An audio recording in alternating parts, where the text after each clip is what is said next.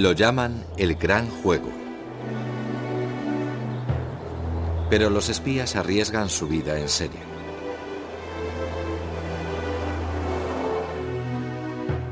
A esta mujer la mataron por espionaje, aunque quizá jamás robara un secreto. Puede que este hombre fuera el verdadero James Bond o una víctima de sus propias fantasías. Y quizá este hombre haya salvado al mundo y desaparecido sin dejar rastro. En el mundo del espionaje nada es lo que parece. Entre las sombras, el humo y los espejos, ¿se puede descubrir al mayor espía de todos los tiempos? Una calle normal, pero para el espía nada es lo que parece. Los hechos corrientes pueden tener significados ocultos. Un parasol bajado en un coche aparcado, un descuido o una señal. La información está lista. ¿Colisión accidental o maña de espía? ¿La transmisión de un mensaje secreto?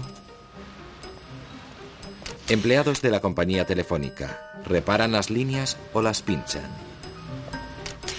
Y detrás de estos visillos, ¿una familia normal o un piso franco donde se oculta un exagente doble? El juego del espionaje esconde lo extraordinario detrás de lo corriente.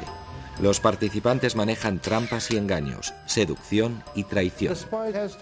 El espía debe tener tanto las cualidades de un policía como las de un reclutador. Y además capacidad de convicción para poner al oponente de su parte. En el mundo del espionaje, la verdad y la fantasía se confunden. Los hombres y mujeres que interpretan el juego mortal del engaño viven dobles vidas, caminando por la precaria línea que separa la realidad y la ilusión. ¿Quiénes son los auténticos espías? ¿Héroes desconocidos o personajes cuyas hazañas se convierten en leyenda? El mal que ha hecho esta mujer es increíble. Quizás sea la mayor espía del siglo. El veredicto del proceso por espionaje contra Margaret Sell, más conocida por Mata Hari. Así nació una leyenda. ¿Pero realmente fue una gran espía?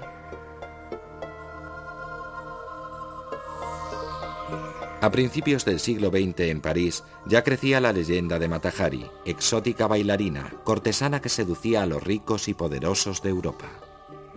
Entre sus amantes había 2 o 3 hombres muy importantes, uno de ellos un barón alemán.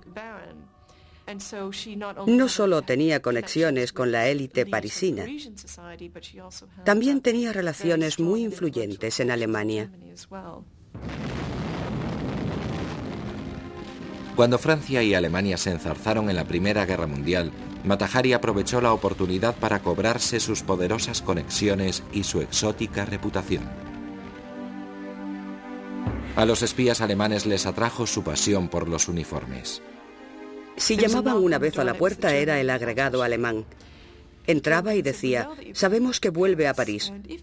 Si llegara a su conocimiento información que pudiera sernos útil, cubriríamos holgadamente sus gastos. Aquí tiene 20.000 francos. Mientras el gran espía francés Georges Ladoux le ofreció 1 millón de francos por seducir al heredero del trono alemán. Georges Ladoux opinaba que Mata Hari tenía una habilidad, la seducción. Y según él, en eso consistía realmente el espionaje. Pero Mata Hari, la supuesta agente doble, era una pésima espía. Ingenua e indiscreta, fue por toda Europa metiendo la pata y llamando la atención. Hasta que los alemanes decidieron que solo servía de señuelo para apartar la atención de agentes más valiosos. Así que en Madrid, un diplomático alemán, Arnold von Kahl, se dejó seducir por ella y luego la echó a los lobos. Nunca hizo nada para ganarse sus 20.000 francos y en realidad era un peligro porque era como una bala perdida. Así que lo que hizo von Kahl fue enviar un telegrama de Madrid a Berlín en un código que sabía que los franceses ya habían descifrado. Estos lo interceptaron y lo descifraron y así tuvieron información suficiente para detener a Mata Hari. En julio de 1917, Mata Hari fue acusada de espionaje en París. No había pruebas de que hubiera llegado a pasar información valiosa. El fiscal diría después, No había pruebas suficientes ni para matar una mosca. La tragedia de Mata Hari es que al final la ejecutaron no por lo que hizo, sino por su mundo de fantasía. Si en plena guerra te paseas por los dos bandos, como lo hizo Mata Hari, contando que eres espía, la gente se pone nerviosa y puede acabar creyéndote. Eso hicieron los franceses y acabaron fusilándola en el castillo de Vincennes. Mata Hari se convirtió en leyenda por intentar combinar los dos oficios más antiguos del mundo, prostitución y espionaje, y fracasó. Los espías realmente grandes deben ser mucho más sutiles. Este hombre es uno de los raros supervivientes del doble juego.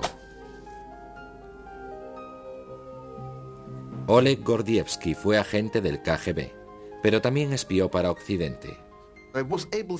Simplemente tenía ocasión de echarme al bolsillo documentos de alto secreto del KGB, sacarlos de sus oficinas, acudir a una reunión clandestina en otro piso alquilado y sacar fotocopias inmediatamente. Luego me tocaba devolver los papeles a su sitio. Cada vez pasaba unos nervios de espanto, porque si alguien me pillaba con estos papeles en el bolsillo, sería hombre muerto. Oleg Gordievsky es hombre de muchos disfraces. Aún hoy no puede volver a Rusia. Sigue sentenciado a muerte. Gordievsky nos adentrará en el mundo del verdadero espionaje, en un juego mortal a veces más extraño que la ficción y donde desde tiempos inmemoriales se han jugado las apuestas más altas.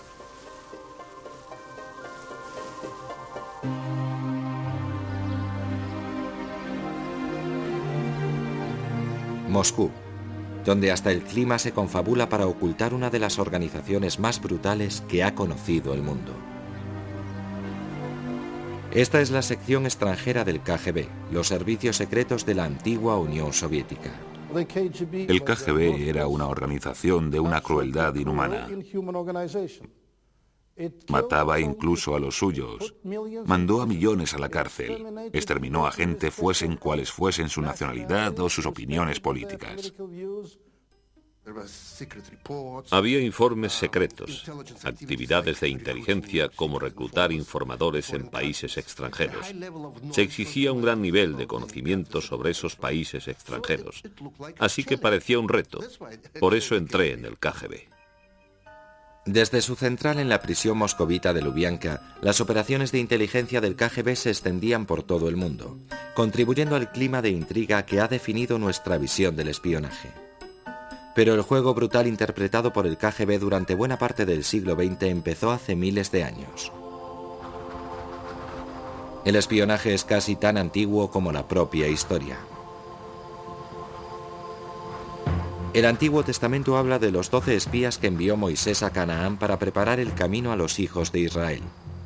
Y como Mata Hari, Dalila fue una espía seductora. Traicionó a Sansón y lo entregó a los filisteos. El espionaje puede hacer y deshacer imperios. Segundo siglo antes de Cristo. En las llanuras de Anatolia, cerca del Mar Negro, un niño de 11 años aprende a convertirse en el primer gran espía de la historia. Mitrídates, heredero del trono de Ponto, estaba exiliado, desposeído por su propia madre, y tramaba su venganza. Tuvo una infancia terrible. Acabó errando por la actual Turquía durante años, espiando el territorio, hasta que pudo volver, derrocar a su madre y presumiblemente darle alguna muerte horrible.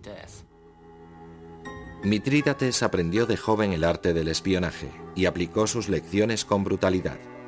Usando el engaño, se infiltró disfrazado en la corte y se hizo con el poder. Empleó la información aplicando la inteligencia acumulada en el exilio para conquistar a las tribus vecinas y usó la opresión. Empleó un servicio secreto para mantenerse en el poder.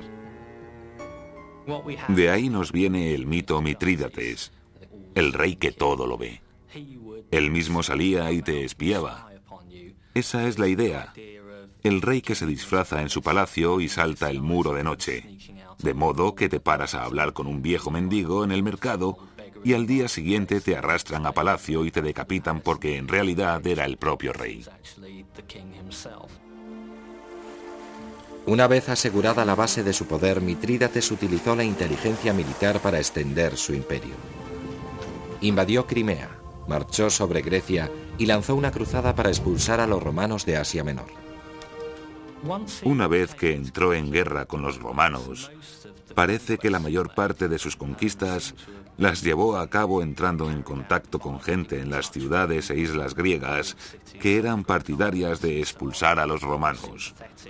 Así que no tuvo que golpear al azar, sino que fue una campaña perfectamente planeada. Uno de los riesgos del mundo paranoico del espionaje es que quienes engañan e intrigan pueden acabar siendo engañados a su vez. Eso le pasó a Mitrídates. Cuando se preparaba para su mayor aventura, la invasión de Italia, su propio hijo encabezó una revuelta contra él. Y como tantos espías, la carrera de Mitrídates acabó con una muerte prematura por su propia mano. El imperio de Mitrídates acabó en ruinas, pero ¿fue un buen espía? Ciertamente dejó un temible legado. La sociedad paranoide que creó, su uso de la inteligencia para la conquista, son todos ellos ingredientes de la carrera de un espía que dominó el oficio moderno.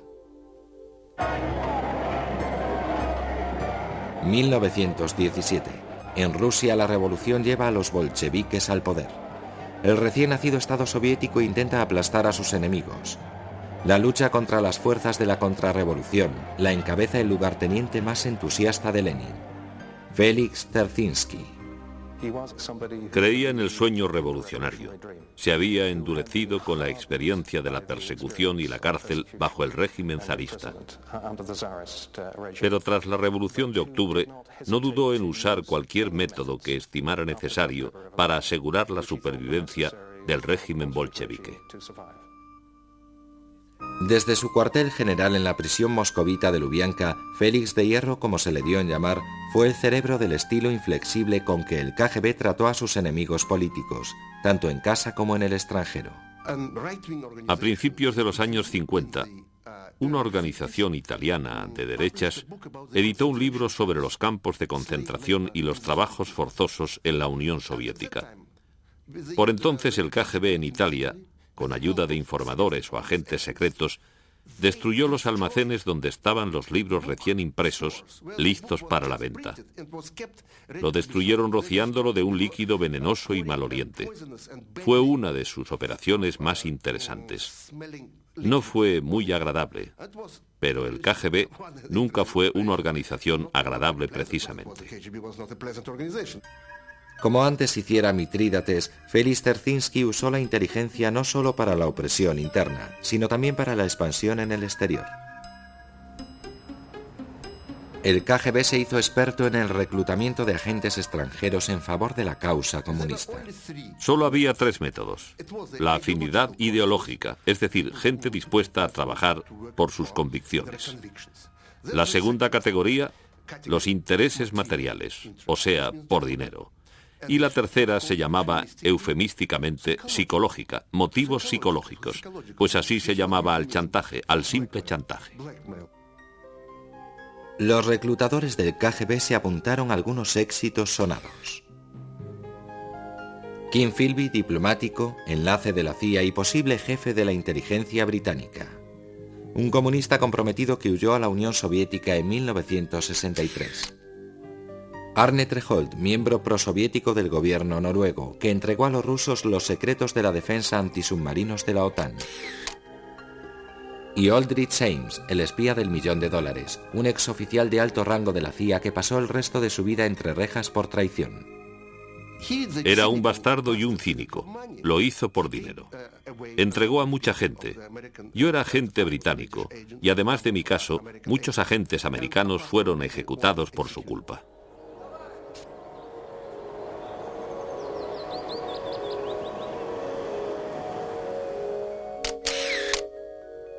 Entre los traicionados por Aldrich Ames había un científico soviético que entregaba a Occidente secretos sobre misiles. Fue detenido y ejecutado por el KGB.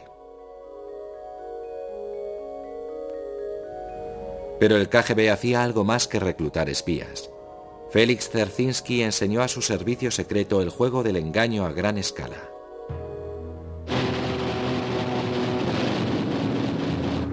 Cuando la Segunda Guerra Mundial estaba a punto de acabar, los aliados occidentales volvieron la vista hacia una nueva amenaza. La Unión Soviética pretendía extender el comunismo en Europa. Las agencias de espionaje occidentales necesitaban desesperadamente agentes para infiltrarlos en el Kremlin y descubrir los planes de Stalin. Se dirigieron a los estados bálticos, Letonia, Lituania y Estonia, donde los independentistas buscaban apoyo para luchar contra la toma de control por Moscú. Teníamos que luchar a cualquier precio para recuperar nuestra libertad. Ese era el objetivo principal. Los servicios secretos británicos, el MI6, llevaron a Londres a muchos separatistas bálticos y los entrenaron como agentes. Luego los devolvieron a la Unión Soviética para que lucharan por su causa y de paso consiguieran información para Occidente. Pero sin que los ingleses sospecharan nada, sus agentes estaban a punto de caer en una trampa. Un gran juego de engaño que supera a las más fantasiosas novelas de espionaje. El KGB se había enterado de los planes ingleses y desde su central en Riga, capital de Lituania, tejieron una compleja operación para descubrir a los espías enemigos y confundir al MI6. Una de las máximas del espionaje es que nada ni nadie es lo que aparenta. Y desde luego los contactos que los británicos encontraron y entrenaron en la costa báltica, en los que depositó su confianza el MI6, tampoco eran lo que parecían. Yo era un hombre del KGB. Mi trabajo consistía en convencer a los agentes británicos de que era un nacionalista y uno de los dirigentes de una organización nacionalista en Riga. Y lo conseguí. El KGB controlaba las radios empleadas por los agentes británicos. Los movimientos de resistencia con los que aunaron fuerzas eran frentes del KGB. En cuanto a la información que los agentes enviaban a Inglaterra, también la manipulaban a fondo oficiales del KGB disfrazados de independentistas. Cuando vivíamos en el bosque, estábamos en contacto diario con el KGB, mediante escondites.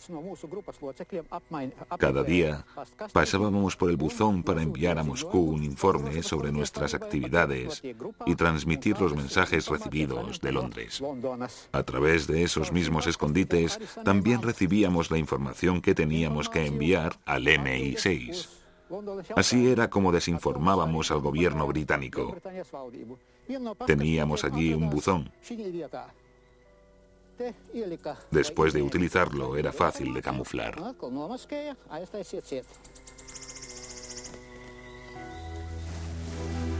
El juego de engaño y manipulación duró 6 años, hasta principios de los años 50.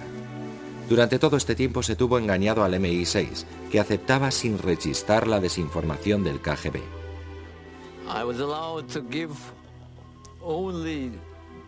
Solo me permitían dar datos de baja calidad. Pura basura, no se imaginan. La operación del Báltico habría pasado inadvertida si el KGB no hubiera cargado las cintas. Entre la información basura, envió a Londres una muestra de agua, supuestamente de un río próximo a una central nuclear soviética. Era tan radioactiva que los británicos sospecharon. El MI6 cerró la operación dejando que sus agentes fueran atrapados, asesinados o encarcelados.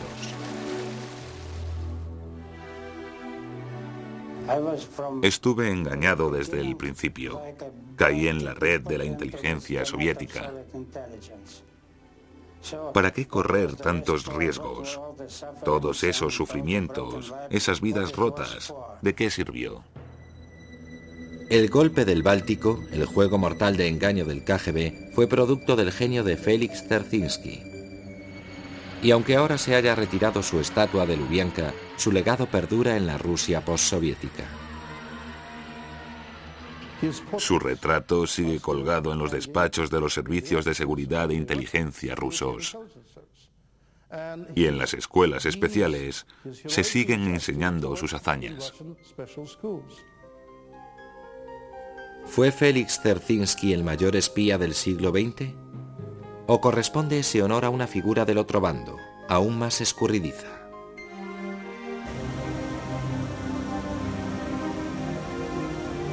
Este es uno de los edificios más espectaculares de Londres, la central del Servicio de Inteligencia Británica.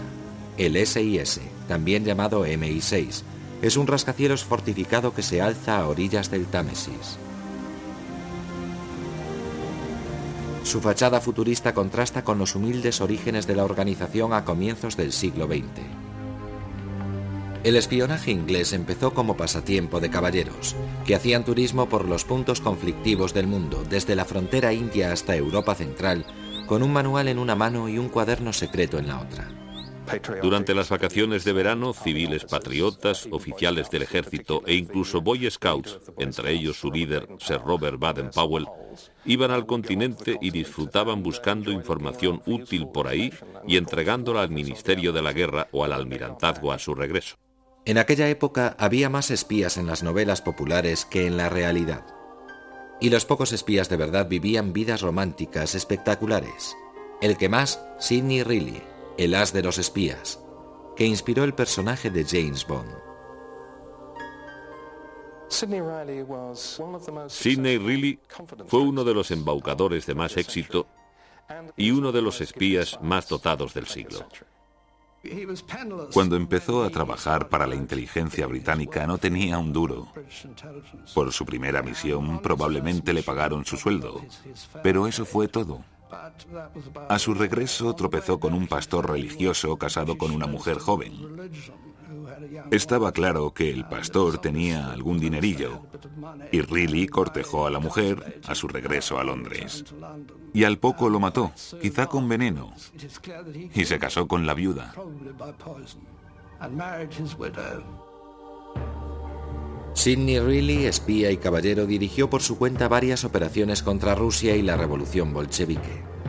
Combinaba una habilidad muy de James Bond para disfrazarse, seducir e infiltrarse con fantasías infantiles de patio de colegio. Llegó a proponer en serio quitarle personalmente los pantalones a Lenin y, por si no bastara, también a Trotsky. Les haría desfilar por Moscú y así acabaría con la revolución bolchevique. En cierto modo fue una idea más sensata que la que se le ocurrió después a la CIA de poner desfoliante en la loción de afeitar de Castro para que se le cayera su barba, perdiera su atractivo de macho y los cubanos volvieran a la economía de mercado. Por último, Sidney Reilly se enfrentó a Félix Dzerzhinsky. Sus fantasías le hicieron víctima de una ilusión mortal. El gran artista del engaño de principios del siglo XX acaba engañado por la Unión Soviética.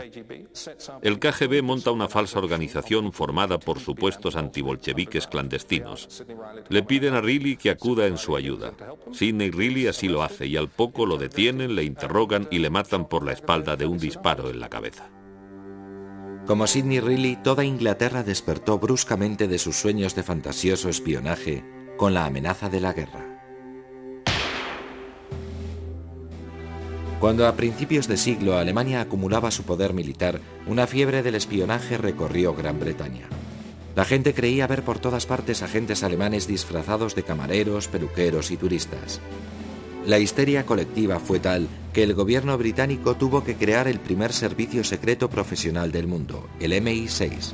Su primer jefe fue un espía caballero, oficial de la Armada, piloto y aficionado a conducir coches de carreras, Sir Mansfield Cumming, alias C. Era maravillosamente británico. No podía ser de ningún otro país.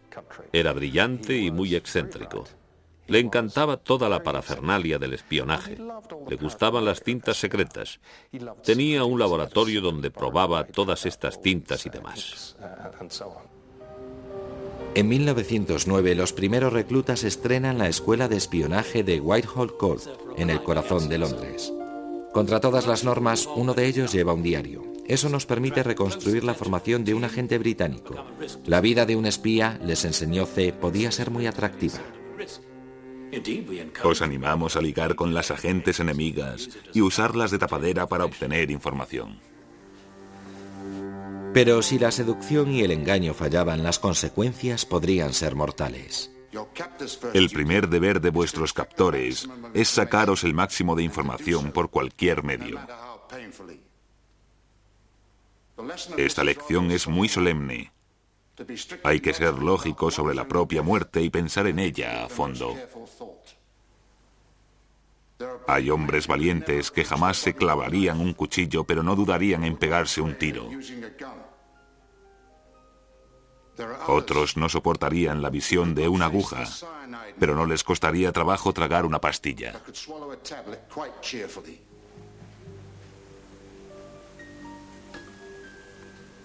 Anotaremos cuidadosamente cuál de estos medios preferís llevar encima y vuestra promesa de usarlo en las circunstancias adecuadas.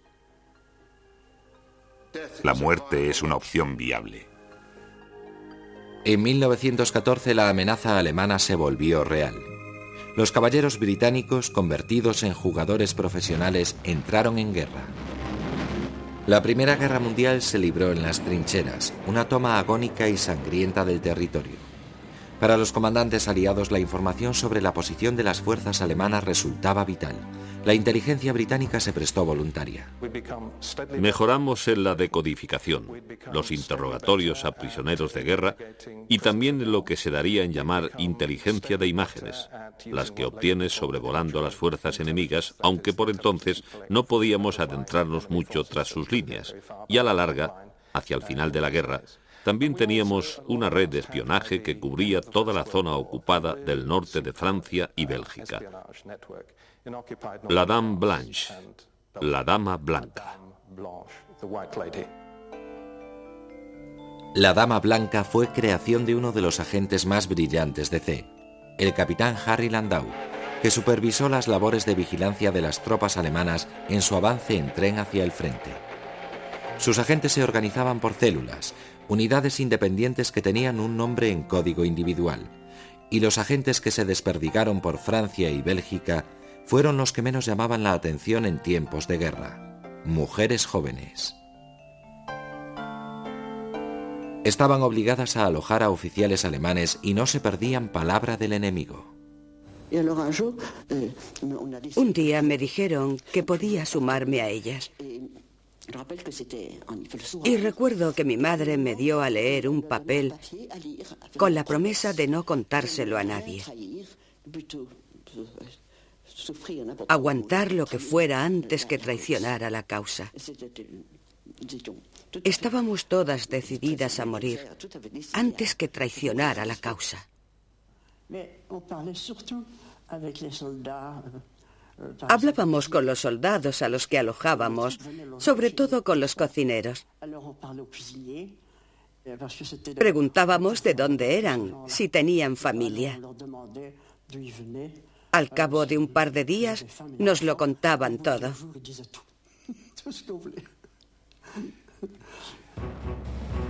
Las mujeres de la Dama Blanca son heroínas del espionaje poco reconocidas, y a diferencia de Mata Hari ayudaron de verdad a ganar la guerra. Llevábamos un mapa secreto con la disposición de las fuerzas alemanas. Y el día del armisticio, en noviembre de 1918, de las posiciones de 186 divisiones alemanas señaladas, solo 2 estaban equivocadas. ¿Fue Sir Mansfield Cumming el mayor espía de todos los tiempos? Desde luego fue el primero y el más sistemático de los espías profesionales. Pero la Dama Blanca es una de sus pocas operaciones que han salido a la luz. Pese a su alto perfil actual, el MI6 no desvela sus misterios. Aunque un episodio demuestra que incluso esta silenciosa organización es capaz de golpes espectaculares.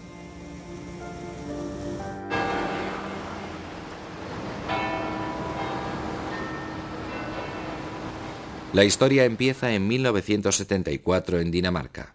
En un club deportivo de Copenhague, un agente británico con el nombre en clave de Michael estableció contacto con una nueva fuente de información vital. El oficial del KGB, Oleg Gordievsky, había tomado una decisión que podía costarle la vida: traicionar a la Unión Soviética. Durante 10 años, Oleg Gordievsky entregó cientos de documentos de la KGB de la Embajada Soviética en Copenhague y después en Londres. A la hora de comer se reunía con su contacto británico y después de cada encuentro se jugaba la vida. Yo pensaba, mientras estoy aquí, a salvo, comiendo en un piso franco de los servicios británicos con estos documentos prestados, el hombre del puesto que tiene la responsabilidad de controlar toda la documentación reservada del puesto de la KGB puede hacer un registro. Era un oficial joven y tenía autoridad para hacer un registro en todos los despachos de los funcionarios, incluidas sus mesas y sus cajas fuertes. Y se habría dado cuenta de que en ese momento faltaban 12 documentos.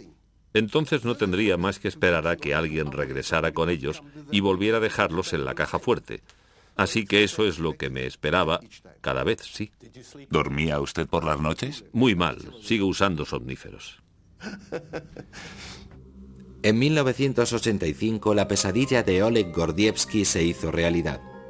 De pronto, le ordenaron que regresara a Moscú. Un espía soviético infiltrado en la CIA, Aldrich James, había contado a sus jefes del KGB que había un agente doble. Gordievsky era el primer sospechoso. En el caso del señor Gordievsky, sabía que el SIS tenía una buena fuente, especialmente buena, así que até cabos, y eso nos permitió identificar quién era. De día, a Oleg Gordievsky le drogaban e interrogaban en la central del KGB. De noche esperaba en casa bajo vigilancia a que los británicos montaran una gran operación de rescate por la frontera con Finlandia. Durante esa época, esos días de mi huida, no podía creérmelo. Me estaba sucediendo y aún así me parecía vivir una película. Tenía que ir a una esquina del centro de Moscú y esperar allí 5 minutos bajo una farola, con una bolsa de plástico en la mano, y unos días después, en un punto concreto de la carretera entre Leningrado, ahora San Petersburgo, y la frontera finesa, me recogerían 2 coches británicos a las 2 en punto. Así que el viernes burlé la vigilancia y tomé un tren a Leningrado. A la mañana siguiente, con gran alivio, encontré el sitio, porque no lo había visto en mi vida, y maté el tiempo hasta las 2 en punto de la tarde. Los 2 coches ingleses llegaron con solo 20 minutos de retraso. Salté a uno de ellos y me escondí. El coche se detuvo 5 veces y cada vez pasé pánico. Pero por fin salimos del territorio soviético y el colega británico se puso a cantar Finlandia de Sibelius para mí y enseguida me di cuenta de qué significaba. Oleg Gordievsky es uno de los pocos supervivientes del doble juego de la muerte entre el Este y Occidente. Pero su derecho a la fama no obedece solo a su osadía, sino también a la importancia de su contribución. Fue la información pasada por Gordievsky la que ayudó a Margaret Thatcher a establecer relaciones amistosas con Mikhail Gorbachev en 1985. Pero el juego del espionaje es un juego de espejos donde un farol se cubre con otro farol. Y hay algo llamativo en la historia de Gordievsky. Cuando tras su huida llegó a América para que lo interrogara la CIA, su interrogador fue el mismo hombre que lo había traicionado, Aldrich James. La persona de la CIA que tenía delante cuando lo conocí era el hombre más encantador de todos, con pinta de buena persona, que te miraba a los ojos y parecía tan simpático, cuando probablemente estaba pensando de mí: hijo de perra, ¿por qué no estarás muerto? ¿Por qué no te has muerto cuando te entregué?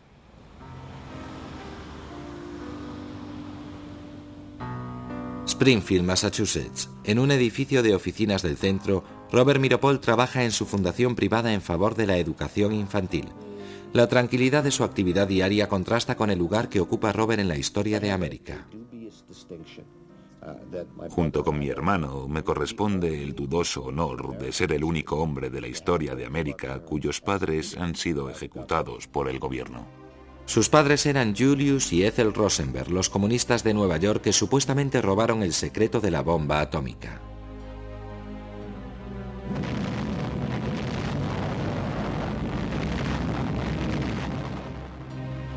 El bombardeo de Hiroshima y Nagasaki puso fin a la Segunda Guerra Mundial y al mismo tiempo convirtió a Estados Unidos en la primera potencia militar del planeta. Entonces, en 1949, ocurrió lo inimaginable. Los rusos hicieron estallar una bomba. El hecho de que ambos bandos tuvieran armas atómicas convirtió la Guerra Fría en un periodo de tensión como no lo había habido en 30.000 años. Estados Unidos consideró alarmante el aumento del poder y la influencia soviéticos. La paranoia sobre la infiltración comunista suscitó una pregunta crítica. ¿Quién había entregado a los rusos el secreto de la bomba atómica? Las investigaciones se centraron en Nuevo México y los laboratorios secretos de Los Álamos, donde se diseñara la bomba. Pero el primer progreso procedió del otro lado del Atlántico.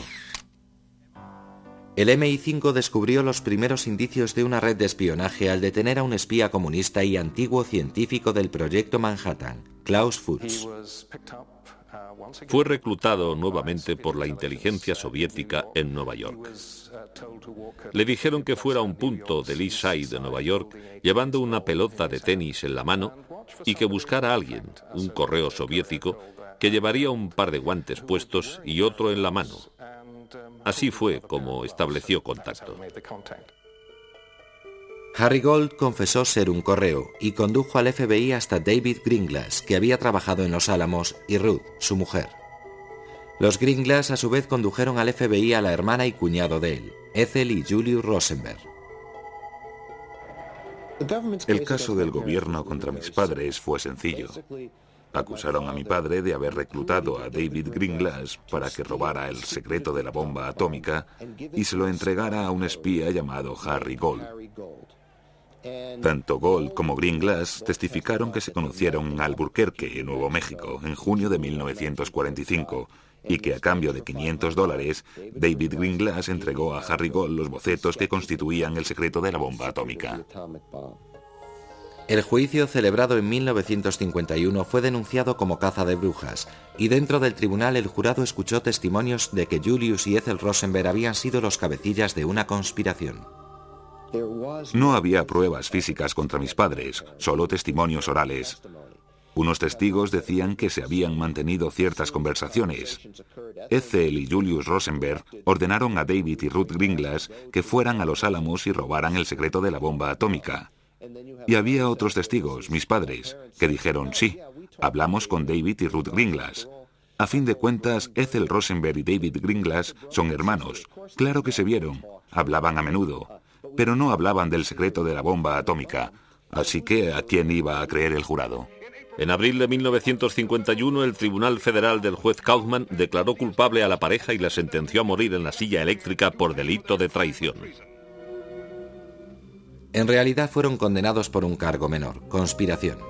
Julius era el cerebro y Ethel mecanografiaba las actas de las reuniones.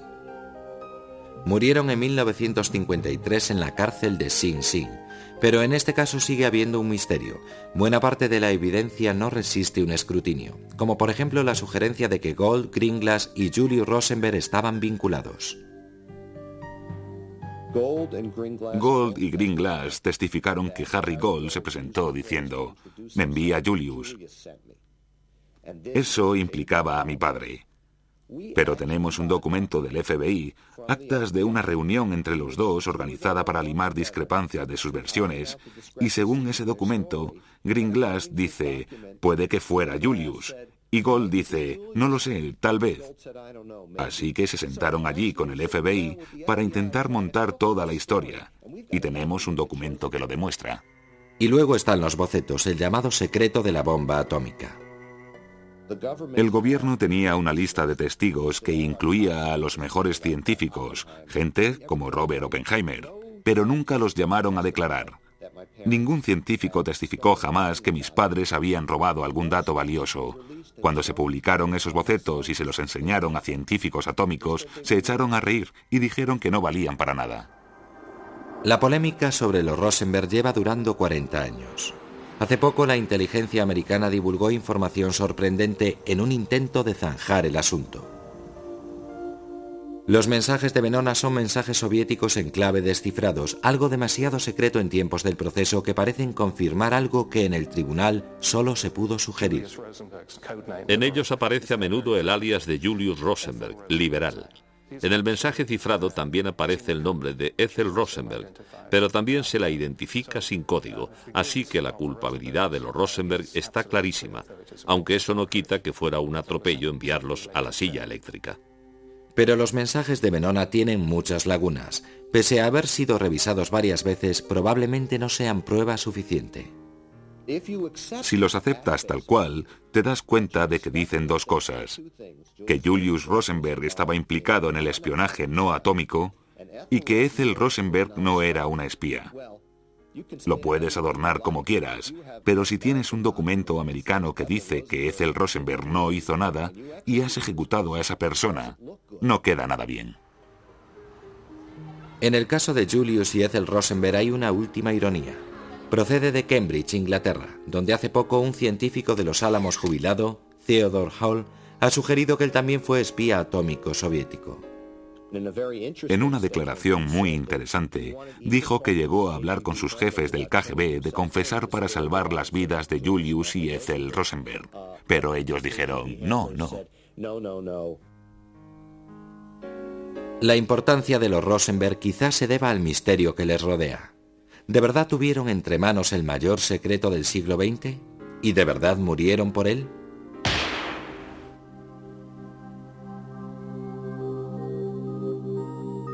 La Tierra vista desde el espacio, punto de mira predilecto del espionaje moderno. Aquí no hay espías ni disfraces, solo satélites silenciosos que orientan sus lentes hacia Tierra buscando bases de misiles, movimientos de tropas e incluso barcos rusos en construcción.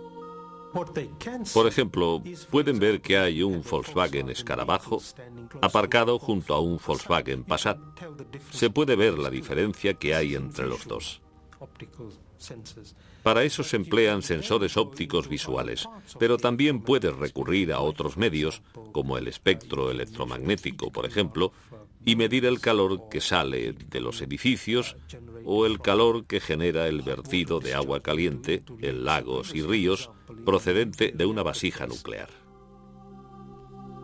Hay satélites que observan, satélites que vigilan y otros que transmiten datos informáticos y conversaciones telefónicas. Y todos ellos se pueden pinchar. Los espías modernos son técnicos, científicos informáticos, ingenieros de telecomunicaciones y decodificadores que trabajan en bases desde donde los platos de radar peinan los cielos, espiando las llamadas confidenciales. Se llama SIGINT, inteligencia de señales.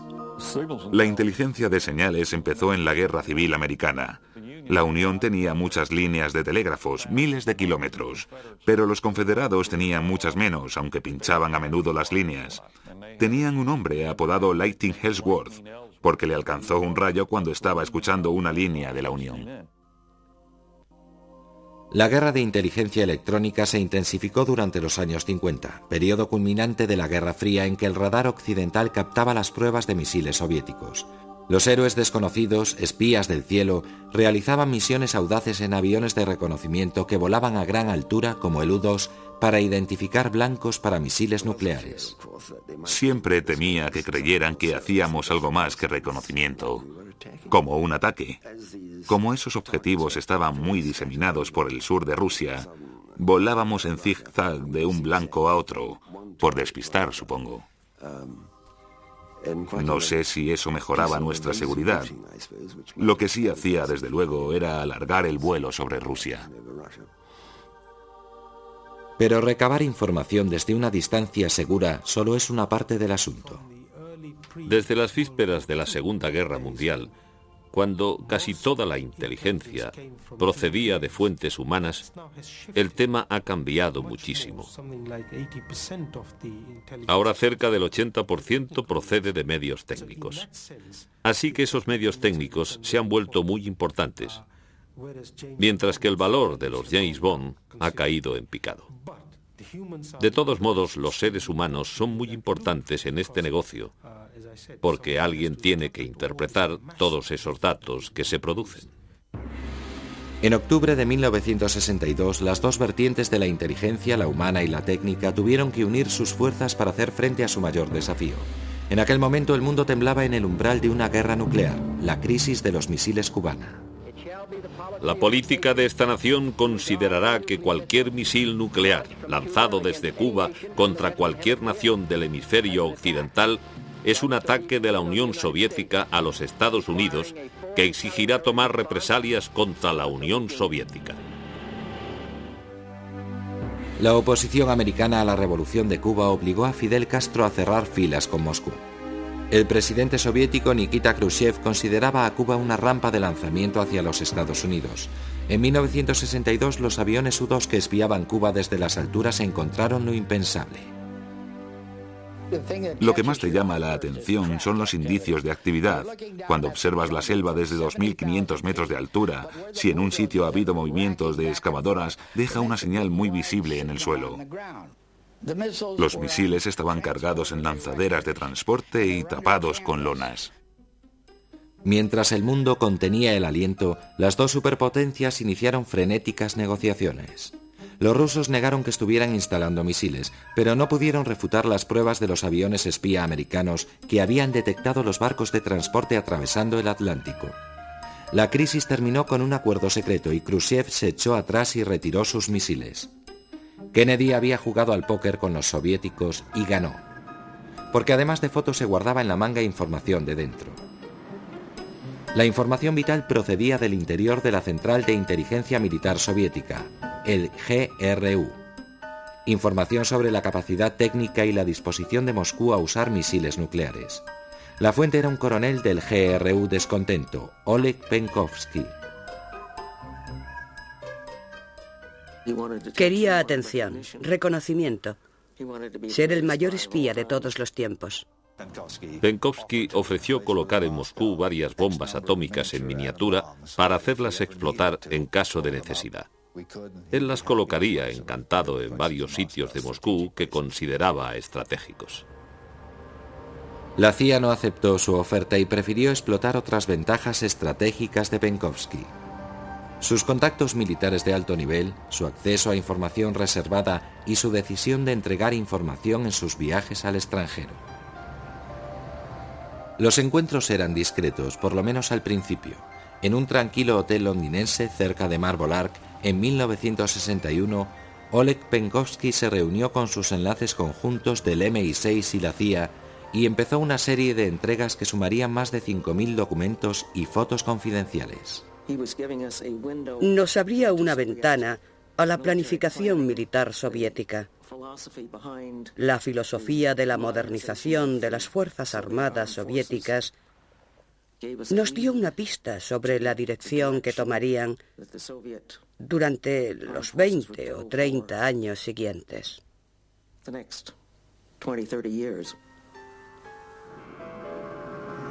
Pero la carrera de agente doble de Penkovsky sería breve.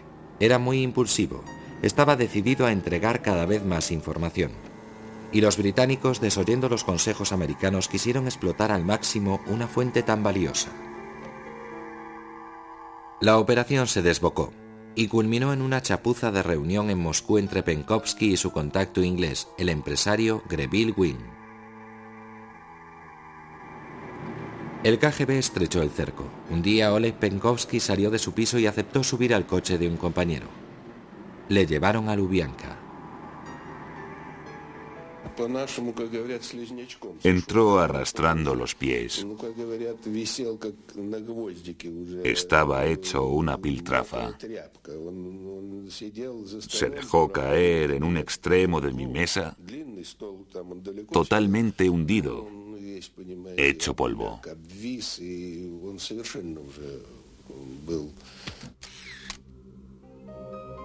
Penkovsky Oleg Vladimirovich.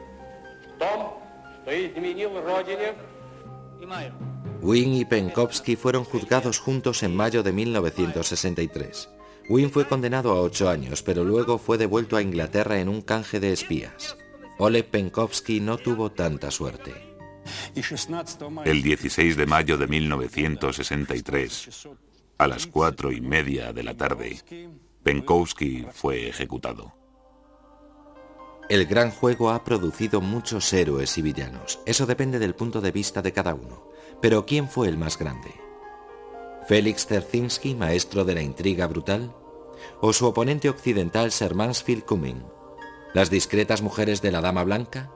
¿Oleg Gordievsky, asiduo de los titulares? ¿O el excéntrico Sidney Reilly? ¿O el amargado Oleg Penkovsky? ¿O ninguno de ellos? En todas las agencias de inteligencia del mundo, una de las cosas que dicen a quien se quiere apuntar es: tienes que aceptar que por mucho éxito que tengas, nadie lo sabrá mientras vivas. El juego del espionaje consiste en engañar. Quizá el mejor espía, tanto hombre como mujer, fuera tan bueno que no hayamos reparado en él.